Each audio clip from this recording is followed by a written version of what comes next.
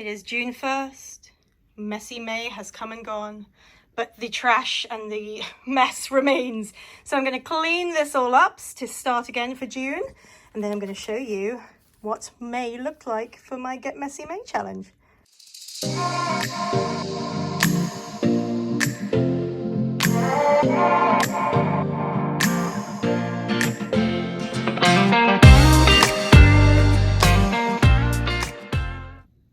We're back, baby. Nice, clean, organized section to start off June. But let's review what happened in May, and in particular, Get Messy May. And this is the challenge book. Let's see what I did in 31 days of art. Messy challenge. And I actually put in a little squiggly lines for my opening spread. And this was also my favorite ones from this challenge were the Moments, Vintage, Botanical, Now, and Stitching. There was a lot of favorites in there. The challenge rules show up imperfectly for 31-ish days. I did all 31. I'm so proud of myself. Embrace the messy middle. Did that. Remember, more than 0 is enough. If you didn't achieve all month like I did, don't worry. It is a very hard thing to do. The only reason I was really able to do it is because I actually have a daily creative practice anyway, and I just incorporated this into that. But even if you did 1 or 2 of this list, you still count. Just making time for art is part of the thing. So prompts list I wrote out that they gave us for this year. And some of these were harder than others. However, I loved that each one inspired something that I maybe wouldn't have thought of myself. It's hard when I get prompts that are what I consider to be more vague, like serendipity, for example, or curiosity. And so having words like that, especially verbs for me, I find really difficult to create something from. But I did it, and it inspired maybe new thoughts than I possibly would have had otherwise. Now, this page was where I wrote all my ideas and notes, and then last night I got bored and went over it with lots of different paints, pens, moments, because I didn't want all my notes on show, things that didn't make it to the final rounds but were fun. Got some metallic on there. It's giving graffiti. All right, so day 1 was prologue. Lots of people did a big picture of themselves. I happen to have this old watercolor class image that I used from a old teaching workshop, and it had my image on it and my logo plus a little blurb about me. Went very like collagey, layers, got the artist dictionary definition in there, my logo, and I kept this long so it's easy to turn the page. Day 2 was nourish. I ended up with nourish your soul with art. My first thoughts were fruits, and then just went kind of creative and layering. I think I got some pastels on that day as well. Next day was Enchanted. Now I did Enchanted and Blooming as a double page spread. Even though it doesn't completely work together, it kind of does.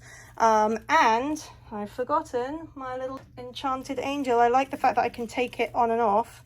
I took him off, or took her off, because I wanted to be able to do art on the pages without it being too 3-dimensional. What I love is I can hook it on. Hang on, pop you up there. This came from a birthday card, and it looks like she's walking down the path. And I just feel like little fairy moments is definitely fitting with the enchanted theme. There's another little fairy here. And then Blooming, I did these florals, kind of like ranunculus fields I've done in the past, plus I added on some real florals. And our first quote, she sprouted love like flowers, grew a garden in her mind, and even on the darkest day from her smile the sun still shined, which is by Aaron Hansen. Next page is marks. I kept it super simple for marks. And then the next day being background, I took a previous jelly print piece that I had, added it on to the page, put another quote that felt relevant for background. Let the fear of failure be the background noise of your success. So that's what we did with that. And also I added in a couple of markings that sort of tied into the other side, because I kind of wanted it to feel a little cohesive on both sides. One of my favorites. This was Moments. And this one is Rays. So I ended up making this double page spread inspired by my daughter, this one because it had the rays of light, and then the color palettes just worked well together. Again, went really collage, mixed media, junk journal style, and used images from my paper shoot camera, which gives this very kind of old school vibes. And then there's another quote, because always got to have a quote on here. And actually this quote is my favorite for parenthood. The quote is, "The days are long, but the years are short," which is super accurate. And then I put in one of my daughter's old notes because I just love it. Next up, for day 9, we had open. I went with an origami heart that my daughter actually taught me how to make, and I put in her origami heart inside it. And then I just wrote a little affirmation type thing. What did I write? I can't even remember. "You are doing fine. Keep going." Just a little, almost like a, it's almost like a fortune cookie type vibes, which I quite liked. And that's what I did for open, very literal. Next word was reflect. Now, this one went back and forth for me. I changed it up a few times. However, the end result is definitely quirky, and I ended up using a lot of metallic leaf. And then I put the quote, "Life is a mirror and will reflect back to the thinker what he thinks into it." Again, not certain I love that one, but I'm also not mad at it. Okay, next page included this guy, which was a card that I've had forever, and I just didn't know what to use it for, so I stuck him in because the word was curiosity. My first thought was curiosity killed the cat, so I did cats on heads based off Terry Runyon's art class on watercolor cats on heads, and I just kept it super simple and just did a bunch of cats. Then we have uncover, and I put a layer to uncover. I went with a fashion vibe this time, as if the idea of uncovering what was underneath. I made this out of a napkin on a body that I had sketched and kept for a long time. Used some moments, again, lots of texture going on. There's some metallic, very subtle metallic shimmer. I used a lot of scraps up on this one, old pieces of paper that would otherwise be thrown out. And then I had that little quote, "Life isn't perfect, but your outfit can be." So that's uncover. Next is, let me just check, is it gather or gathering? Gathering. Gathering, I went with literal leaves that I took out of the garden, went on a foraging expedition in my area, and then blended it together after making some prints. And then I found this fabulous poem that was much longer than this, but I just did this part of it. "Gathering Leaves" by Robert Frost. "Spades take up leaves no better than spoons, and bags full of leaves are light as balloons. I make a great noise of rustling all day, like rabbit and deer running away." So I thought it was cute. It goes on much longer than that. But the next day, because I like so many of these prints, the next day was shadow.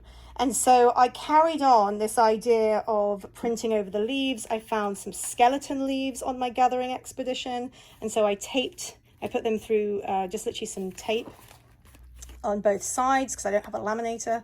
And then kind of painted some shadows under them. And then wrote the word, "Capture a shadow, dance with the wind, stand in a rainbow, begin at the end," which is a cute little moment. And there's another one up here that I wrote, "Don't be afraid of the shadows, it only means there is light nearby." So that was shadow. One of my favorite spreads. I love how this came together. This is a double page spread, and this side was botanical, I believe. Yep, botanical. And this side was now, as my whole art account is about making time for art and it being art o'clock right this second. If you have a minute, just do something creative. So it's art o'clock now. And I did a similar design to this on this side and then went over it with white and sort of blended the colors. And then this was the moments that remained underneath. I really like how this came out. It was just a lot of fun to layer watercolor, then gouache, I believe, and pen. And overall, I think it's a strong spread. It's a really fun page. Next up was vintage. I also like this double page spread. The colors are cohesive, look nice. I had lots of papers and stickers in my collection that I used.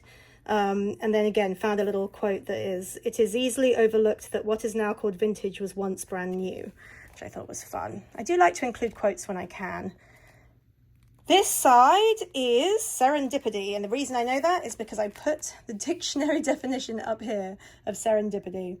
And I just kind of played with this one, if I recall. I just wanted to see what would happen if I did different things, and yeah, I think it quite worked well together. And then wrote "what's meant to be will be." This side is roots, and I put in items that mean something to me specifically. It's kind of a family tree going on with the names. And then in here, this little pocket, I have my full name, Sarah Jean Rose Mary, which is my name, my mom, my nana, and my nana. And then that's my daughter at the bottom. So, and then these are krufka, which are candies that my nanny used to give me. I have a typewriter because I used to write letters to my grandfather, airmail, Rose, Nana Rose. Lots of moments that are just cute. 27 is special to us. Yeah, and then I also found this old piece of artwork that I had been sitting on for a while, and I cut it down because it felt like tree roots once. It was like that, so that worked with that. This one is bold. I went with I kept calling it serial killer look, but it was a ransom note vibes. So we took a magazine, cut it up, layered it on top of other pieces that had bold prints and coloring. Fortune favors the bold.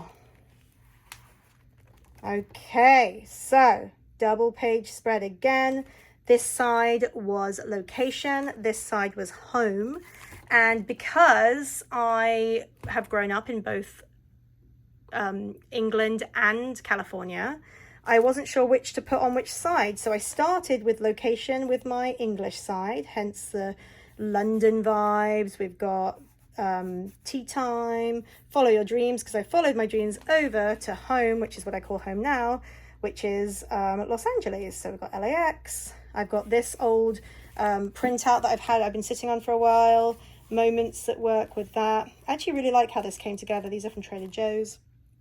And then I added coordinates of the places that I grew up, basically. This side is emotion, and my thought process behind this envelope was a glass case of emotion from Anchorman. So in here, what I like is I can change it out depending on my mood. So I'm in a glass case of emotion. We've got joy, which is a piece of artwork by my daughter. That's what I think of for joy. And then this is your happiness deserves to be shared. And I just put some flowers around it because I just felt like that was a cute little moment as well for emotion. This side is experiment, and I'd never tried the scraping away method. So I gave it a go. I also did a lot of thick lines over the top and much thicker paint. Paintings are but research and experiment, Pablo Picasso. And I also did my first time not just scratching away paints, but also doing like a one-line drawing, like a continuous one-line drawing. So that was my first time experimenting with that look. This side, another double page spread that works beautifully together. This left side is metamorphosis. Metamorphosis is usually a transformation or a marked change in appearance. My whole thinking was to keep this very clean and neat, which is a very different style than all the very kind of fussy other things going on. So I wanted a metamorphosis for this page of it feeling a lot more like clean and, I don't know, organized, I guess. And then I have the dictionary definition again in there. And then I used the papers I received for that one and made this piece over here. This was the word dreamy. I wanted it to feel like dreams are broken up in lots of moments often. And so I did a lot of rip collage pages and just kept layering and layering. Then we have the quote, "Dreams are fragile, but within their broken pieces lie hidden treasures." Next up is type. I used an image at a mural I saw when out and about. And then I created like a type text, different fonts piece based off the word type. Again, mixed media, using magazines, stickers, ink, collage, and yeah, different forms of creating the text. And the quote is, type is the appearance or style of printed text. Next side was affirmation. This one, if you watch this video back, is wild. It goes so crazy, like start to finish. It changes so drastically. The end result is a little wacky, but super thick as well, the paint, because I just kept layering and layering. But there's a lot of fun going on, and the affirmation I chose was just keep going, because I absolutely just kept going. Day 29 was monoprint. This was a jelly print I did. This day was hours and hours of playing with the jelly print. You've got to see that video, because I tried to narrow it down to as small a video as I could, and it was still 30 minutes long. The editing of this one took days, but I like it. It might be a little fussy than I would normally do, as in terms of like there's so many things going on, but that's also quite fun, I feel. And I'm glad that I outlined the word monoprint. Now, on that day, the jelly printing, I did a lot of pages that didn't make it to this spread. So I decided to cut them up for stitching, which is this day. And then I drew on my stitching because I didn't want to sew into the book. So I did drawn on stitching for that day, and it was a really fun kind of patchwork style. And then I added in a button with some string just to add something interesting. And then that last day, day 31, is Phoenix. I hadn't originally planned to go over both sides, but I'm so glad that I did. I think it just adds a little something to both sides. I got like poppies in there, poppy fields. And I think that's a really great solid end to a month's challenge. So glad that I did this. I highly recommend it if you're on the fence to trying it one year. I always learn something new from a daily creative practice, and I really like the Messy May version because you can really let loose with style. Like, I didn't do much of my normal watercolor this month. Maybe this one I did, but in general, I did more of my mixed media, junk journaling style pieces. I also love pushing myself to find new quotes and do different mediums and just make pages feel cohesive and pretty. So yeah, highly recommend. Hope you enjoyed the flip through. Let me know which was your favorite out of my pages. And yeah, thanks for joining me for this month-long challenge. And I'm proud of myself for getting as many YouTube videos done as I did as well. Yay, Messy May is complete. Nice clean table for June.